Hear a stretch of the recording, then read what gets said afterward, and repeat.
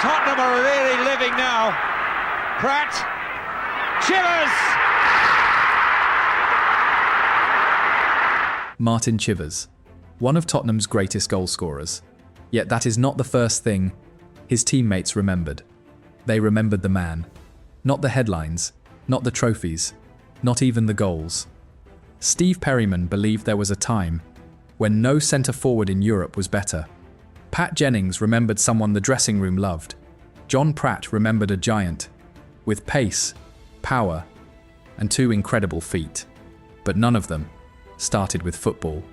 They spoke about his character, because behind the famous nickname, Big Chiv, was a man carrying enormous pressure.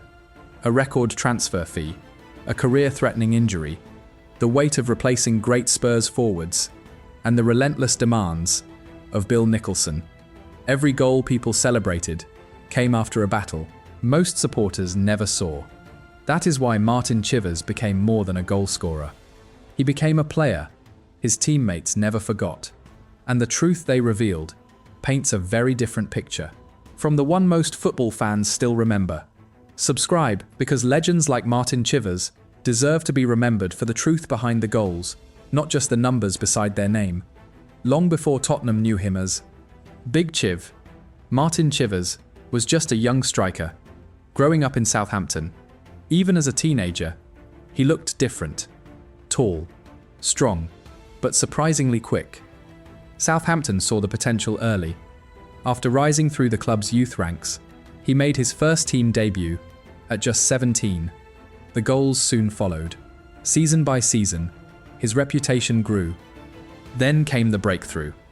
In Southampton's promotion season, Chivers finished as the second division's top scorer, with 30 league goals. Now, England's biggest clubs were paying attention. Bill Nicholson was one of them. He believed Chivers had everything to become Tottenham's next great centre-forward. Power, pace, 2 excellent feet, and a striker's instinct that could not be taught. Tottenham made their move. It would become the biggest transfer of Chivers' career, and one that would place impossible expectations on a young man who had not yet reached his true peak. In January 1968, Tottenham took a gamble. They paid a club record £125,000 for Martin Chivers. It was one of the biggest transfers in the club's history. Bill Nicholson never believed he was simply buying a goal scorer. He believed he was buying Tottenham's future. Chivers made an immediate impression. He scored on his league debut. Days later, he scored twice at Old Trafford in the FA Cup. The talent was obvious, but the pressure was even bigger. Supporters expected him to dominate from day one. Many looked at his size and expected another Bobby Smith. But Chivers wasn't that kind of striker. He played with intelligence, movement, timing. Years later, Bill Nicholson described him perfectly. The build of a heavyweight boxer, but the heart of a poet. It was not an insult, it was a challenge. Nicholson knew the strength was already there. He wanted the belief to match the talent. Before Martin Chivers could prove, his manager had been right. Football dealt him its first major blow. Just when Martin Chivers was beginning to settle, everything stopped. A serious knee injury changed the course of his Tottenham career.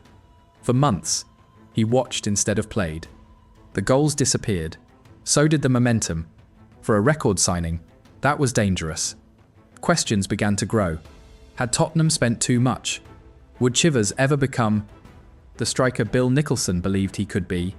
Years later, Chivers admitted it took time to trust his body again. His confidence had to be rebuilt. One match at a time, one goal at a time.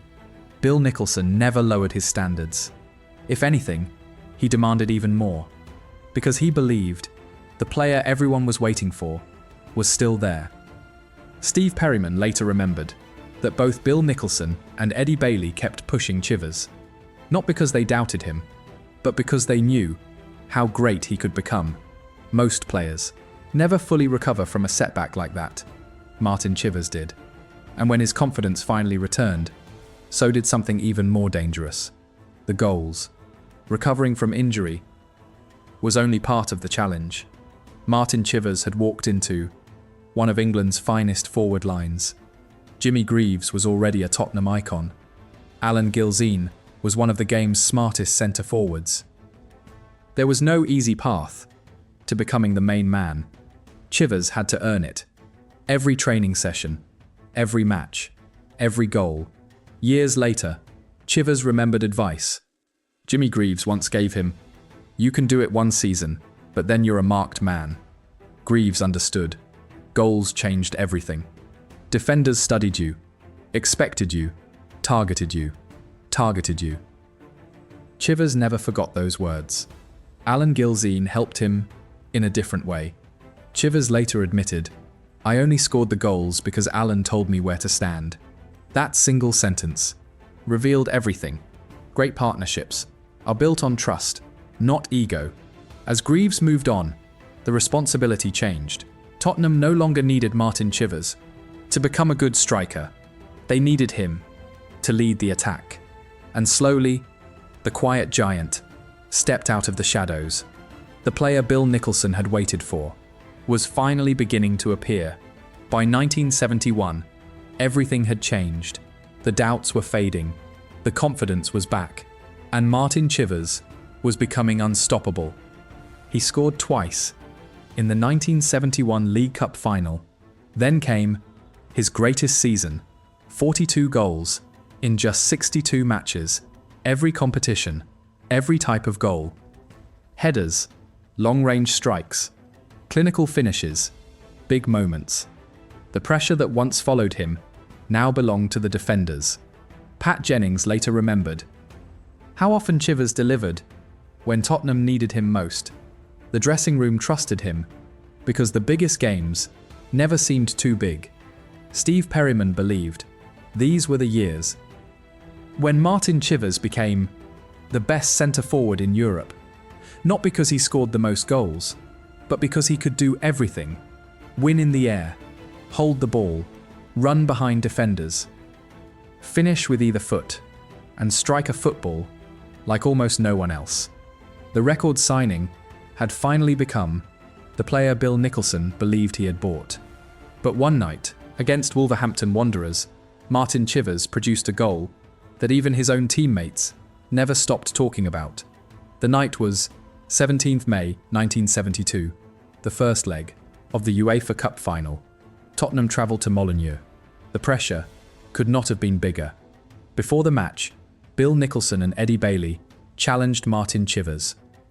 Phil Beale later remembered, they wanted more from him: more movement, more presence, more belief. Chivers said nothing. He simply walked onto the pitch. Then, he answered.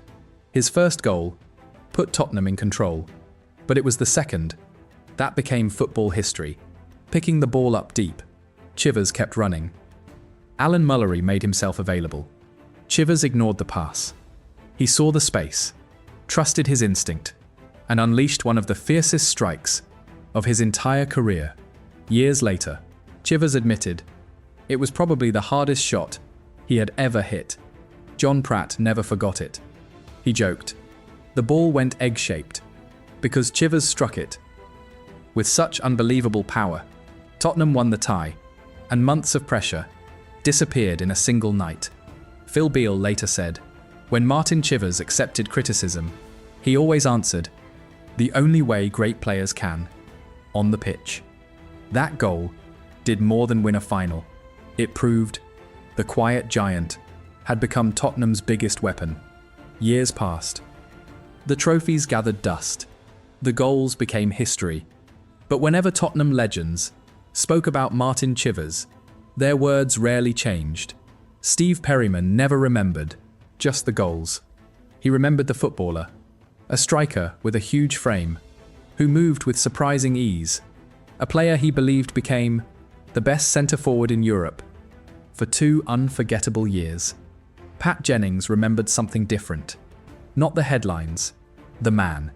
A teammate everyone respected. Someone the dressing room genuinely loved.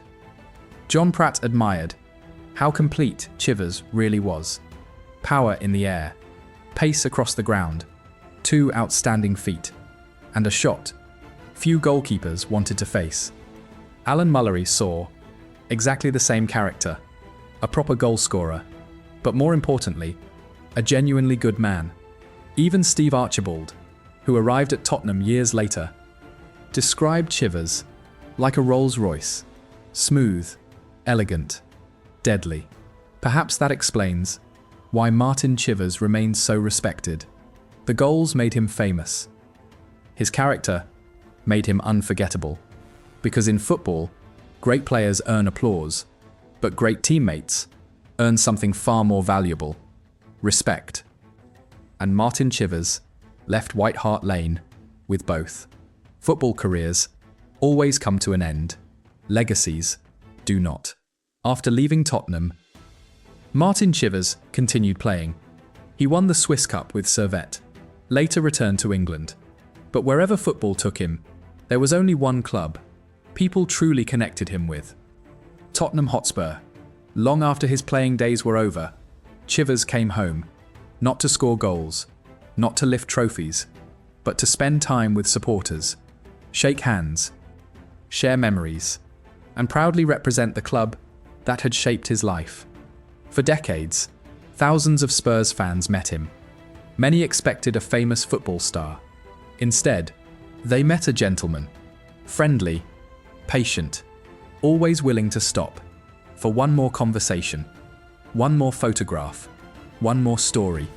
That is why, when Martin Chivers passed away in January 2026, the sadness reached far beyond former teammates. Supporters remembered the goals against Aston Villa, the unforgettable strike against Wolves, the thunderous finishes. The night's White Hart Lane erupted as Big Chiv celebrated once again. But many fans remembered something else: the man who never acted like a superstar, the legend who always had time for the people in the stands. Steve Perryman called him one of the finest centre-forwards Europe had seen. Pat Jennings remembered a teammate everyone loved. John Pratt remembered a gentle giant. Those tributes mattered. But perhaps the greatest tribute came from ordinary Tottenham supporters, because more than 50 years after his greatest victories, they still spoke about him as if he had only played yesterday. Not because football had forgotten Martin Chivers, but because Tottenham never did. That is the difference between a great player and a true club legend. One fills the record books. The other lives forever in the hearts of the supporters. Subscribe because legends like Martin Chivers deserve to be remembered for the truth behind the goals and for the people they inspired long after the final whistle.